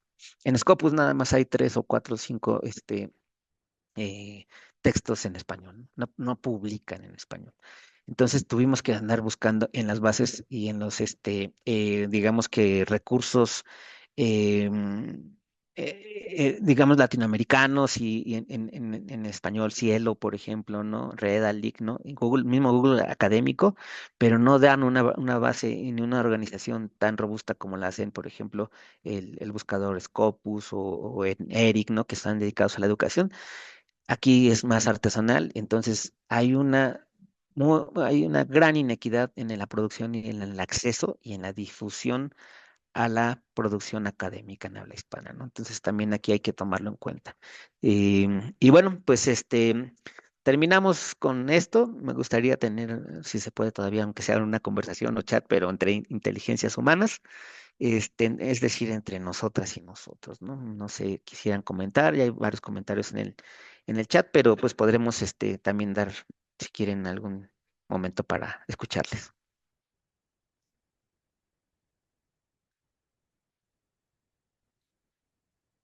Voy a ver qué dice aquí en el chat también. Perdón.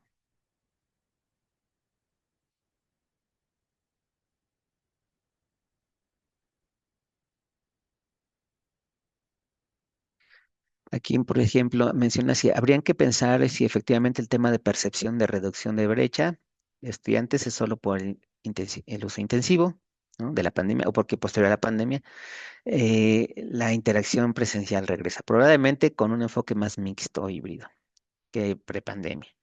Pero sí creo que regresar a espacios de interacción física para la comunidad educativa influye exactamente, ¿no? Aquí a nosotros nos dejó aprendizajes sobre lo que estamos entendiendo por presencialidad también, por ejemplo. Regresamos a la idea de que la tecnología es un medio en la educación. ¿Qué tan importante es buscar entender la tecnología, enfocarnos en su aprovechamiento para innovar o el estudio del impacto de la tecnología a destiempo? Es bien importante esta pregunta. Y buscar entender la tecnología, dice, ¿no? Enfocarnos en su aprovechamiento. En realidad, la investigación siempre va a ir desfasada, como comentábamos.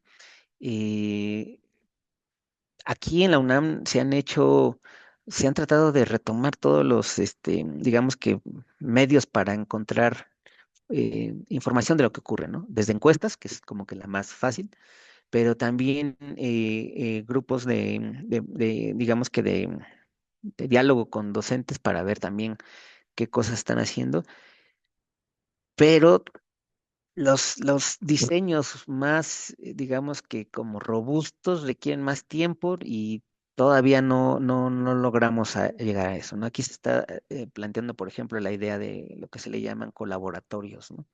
En este sentido de hacer como espacios de encuentro y de diseño, ¿no? Para ver qué ideas están los mismos docentes, digamos que teniendo, formándose para usar la inteligencia artificial en sus aulas y hacerlos, o sea, como un laboratorio, probarlos, ¿no? Para después también tener algún tipo de datos de su impacto, ¿no?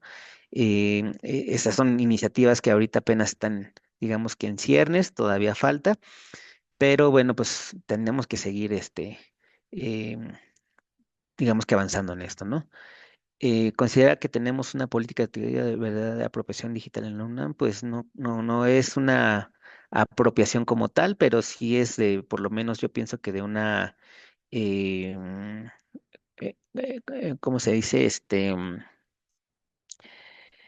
Está una difusión de la tecnología.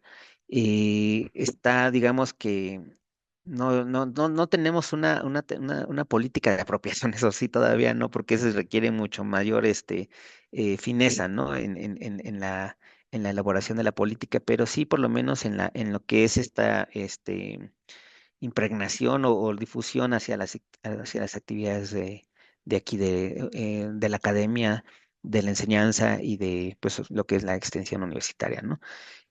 Aquí ya están mencionando algunos también artículos. Me parece que en América Latina hay propuestas, dice, que plantean las tecnologías para la inclusión social, lo que difiere de las tecnologías para el mercado. Para lograr esto apoyan el mercado de la construcción social de la tecnología, en donde se reconoce a una red de actores, especialistas y no especialistas que influyen en el diseño y rediseño de las tecnologías. Efectivamente, este maestro Raúl. América Latina sí tiene cosas, pero les digo, no están muy visibilizadas, ¿no? Entonces también eso es importante nosotros seguir empujando en esta producción de la literatura académica, ¿no? Hay poca información en lengua hispana, por ejemplo.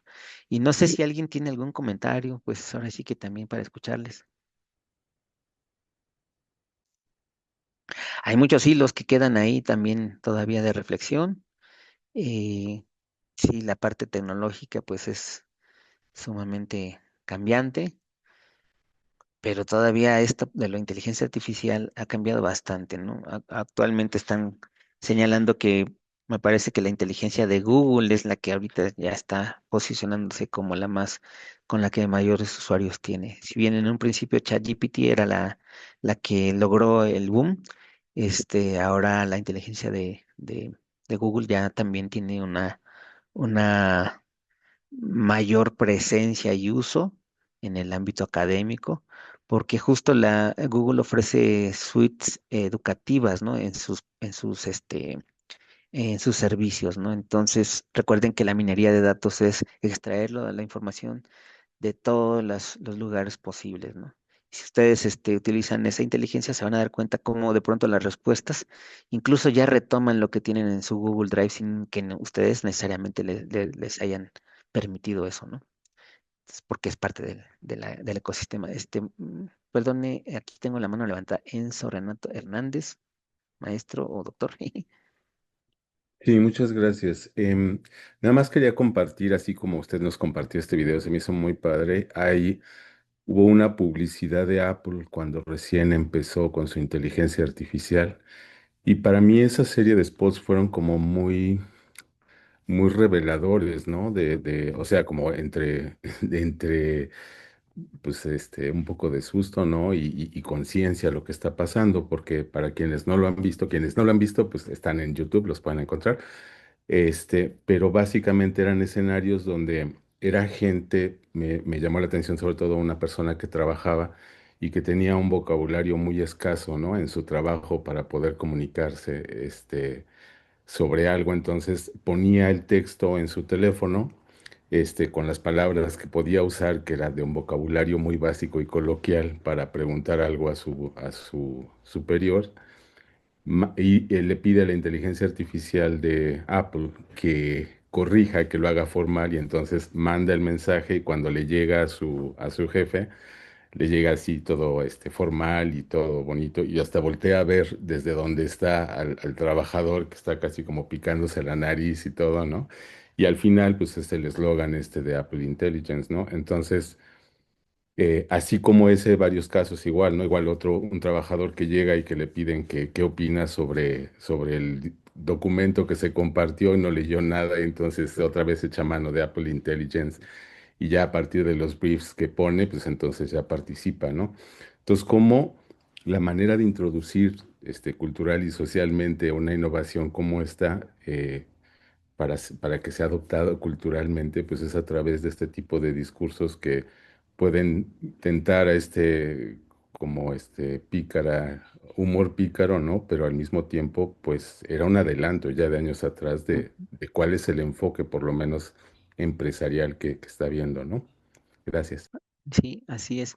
Fíjese que ahorita me hizo pensar, también tenemos un trabajo que presentamos en el COMI, en el Congreso, el año pasado, que justo analizamos los prompts, ¿no? Se llamó el título de la ponencia, se llamó ¿Qué dicen los prompts? ¿No? Y un análisis de los supuestos educativos que existen en los prompts. Y es bien interesante porque también a veces cuando se habla de los sesgos, por ejemplo, nosotros decimos, es que la inteligencia artificial tiene sesgos y no sé qué, y hay que tener cuidado y no sé qué, pero en esa reflexión que nosotros hicimos con datos del análisis del discurso de los prompts, ¿no? Análisis del texto, este, fue de que, ¿por qué no pensamos también en los sesgos que están en los prompts? No en la respuesta de la inteligencia artificial, sino qué sesgos tienen los prompts, porque, híjole, eh, efectivamente la respuesta puede venir cargada hacia ciertas cosas que a lo mejor son falsas o tendencias, ¿no? Pero si desde entrada, desde la misma indicación, nosotros le estamos cargando ya una manera de ver la educación, por ejemplo, se vuelve pues todavía mucho más crítico el asunto, ¿no? O sea que el sesgo no está nada más en la inteligencia, en el algoritmo, está también en nosotros, cómo estamos viendo la educación. ¿Por qué nosotros no nos ponemos primero a pensar en cómo estamos viendo la educación para pedirle algo a la IA, ¿no? Y eso es bien interesante porque eso ya entonces es un trabajo de autocrítica y autorreflexión, ¿sí? Ahí vimos que había como tres tendencias, ¿no? El ver a la educación como algo normal, como algo repetitivo, o sea, seguir haciendo lo que se hace, como reproducir nuevamente prácticas que ya hacemos sin pedirle ningún cambio, ¿no? Muy pocos prompts pedían realmente, cuestionaban las respuestas de las IAs y empujaban hacia cosas diferentes. No se quedaban con la primera respuesta, sino seguían, pero fueron pocos, ¿no? Y otros que eran más como una cuestión técnica, ¿no? O sea, la educación como un aspecto muy técnico, ¿no?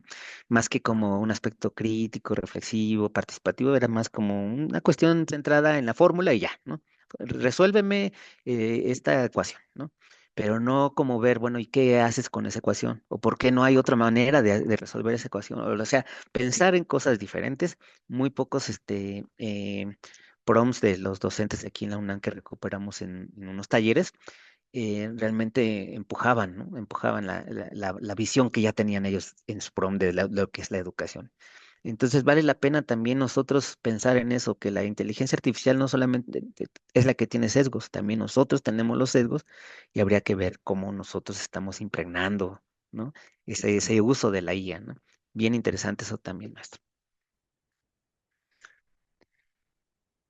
Pues no sé si tienen, o sea, el panorama es de que sí estamos en la digitalización total, pero pues esta digitalización no es como les comentaba al inicio de que, ay, bueno, ya porque tengo mi computadora y mi tablet, ¿no? Mi celular, sino más bien estas herramientas también tienen una lógica, ¿no? Muy, muy, muy ahí impregnada de años, de siglos, ¿no? Entonces también hay que pensarla así, ¿no? Y ahora, más aparte, si eso lo jalo a mi idea de educación que tengo, pues bueno, pues quién sabe qué pueda suceder, ¿no? Puede suceder de hacer repetir más de lo mismo, ¿no? Pero ahora con inteligencia artificial. Yo una vez, o sea, yo cuando utilizo la IA, la empujo mucho, la empujo mucho, todo el tiempo la estoy empujando porque no puede ser la primera respuesta la, este, la más correcta, por así decirlo, ¿no? Entonces le estoy empujando y le estoy dando límites para que de alguna manera procese, ¿no? Em, Pensarla como también con sus limitaciones, o sea, le agregas referentes, todo esto, pero constantemente tienes que volver a repetirlo. Es como una persona que, no voy a decir así, pero digamos que alguien que requiere memoria también. Entonces, por eso hay que constantemente seguirla realimentando, realimentando, realimentando, para ir puliendo la, este, la respuesta, ¿no?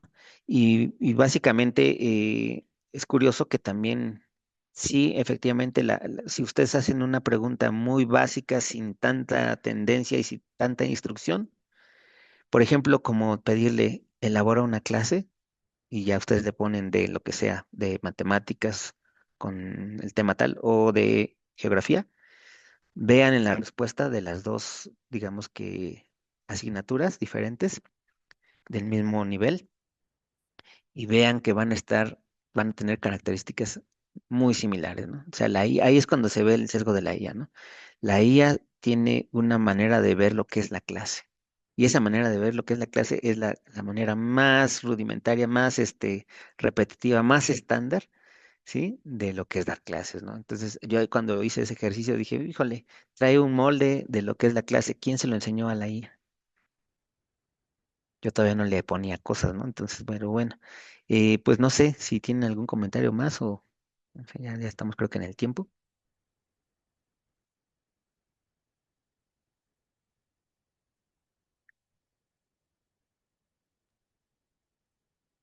Creo que no hay más comentarios, doctor. Nada más algunas felicitaciones que dejaron en el chat, Carol López y también la maestra Italia.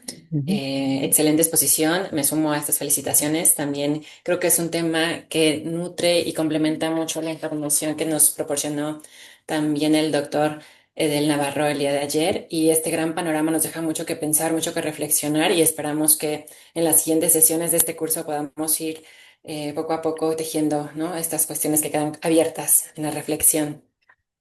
ujú. No sé Pues si sí. alguien más quiere agregar algo, pero si no es así, recordarles en este momento que está la liga de asistencia en el chat para que puedan registrarse, por favor. Y recordarles a nuestras asistentes y nuestros asistentes que la próxima sesión va a ser el día jueves 26 de marzo a la misma hora de 10 a 2. Y esta sesión de este día, igual que la de ayer, quedan grabadas, ya está disponible en el canal de YouTube, por si quieren volver a revisarla o compartirla. Y muchas gracias nuevamente, doctor. Al contrario, muchas gracias por la invitación y por estar aquí. Y bueno, pues cuando esperemos vernos nuevamente, ¿no? En alguna de estas sesiones, ahí estaremos para a seguir aprendiendo de todas y todos. Esperamos que sí, doctor. Muchísimas gracias. Que tengan todos buen día.